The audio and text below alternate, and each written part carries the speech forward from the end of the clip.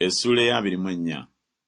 Laba, Mukama ensi agimalamu byonna, era agizisa, era agivuunika, era asaasaanyiza ddala abagituulamu. Era olulituuka ng'abantu bwe baliba, bw'atyo kabona bw'aliba, ng'omuddu bw'aliba, bw'atyo mukama we bw'aliba, ng'omuzaana bw'aliba, bw'atyo mugole we bw'aliba, ng'omuguzi bw'aliba, bw'atyo omutunzi bw'aliba, ng'awola bw'aliba, bw'atyo eyeewola bw'aliba, ng'aweebwa amagoba bw'aliba, bw'atyo amuwa amagoba bw'aliba. Ensi erimalirwamu ddala byonna, era erinyagirwa ddala, kubanga Mukama ayogedde ekigambo ekyo.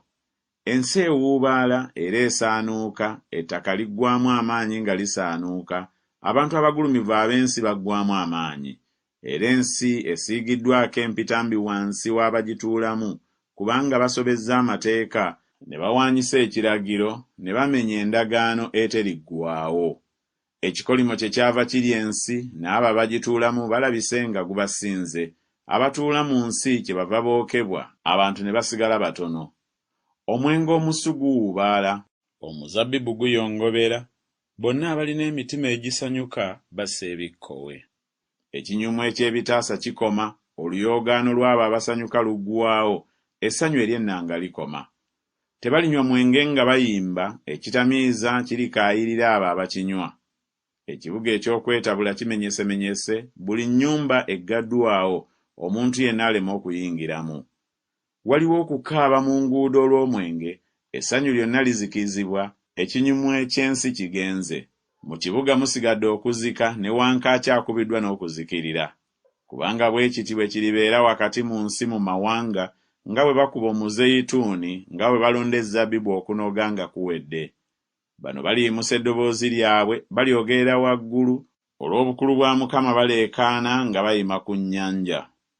Kale mugulumize Mukama ebuvanjuba, erinnya lya Mukama, Katonda wa Isirayiri, mu bizinga eby'omu nnyanja.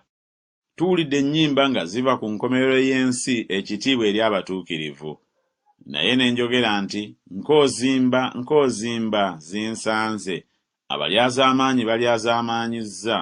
Weewaawo, abalyazaamaanyi balyazaamaanyizza nnyo. Entiisa n'obunnya n'omutego biri ku ggwe, gw'atuula mu nsi. Awo olulituuka, oyadduka eddoboozi ery'entiisa aligwa mu bunnya. N'oyo alinnya okuva mu bunnya wakati, omutego gulimukwata. Kubanga ebituli ebya waggulu bigguddwawo, n'emisingi gy'ensi ginyeenya. Ensi emenyekedde ddala, ensi esaanuukidde ddala, ensi ejjulukuse nnyo. Ensi eritagatta ng'omutamiivu, era eriyugumizibwa ng'ensiisira. N'okusobya kwayo kuligizitoowerera, era erigwa n'etegolokoka nate. Awo olulituuka ku lunaku luli, Mukama alibonereza eggye ery'abagulumivu waggulu, ne bakabaka ab'ensi ku nsi. Era balikuŋŋaanyizibwa wamu ng'abasibe bwe bakuŋŋaanyizibwa mu bunnya, era balisibirwa mu kkomera, era ennaku nnyingi nga ziyiseewo balijjirwa.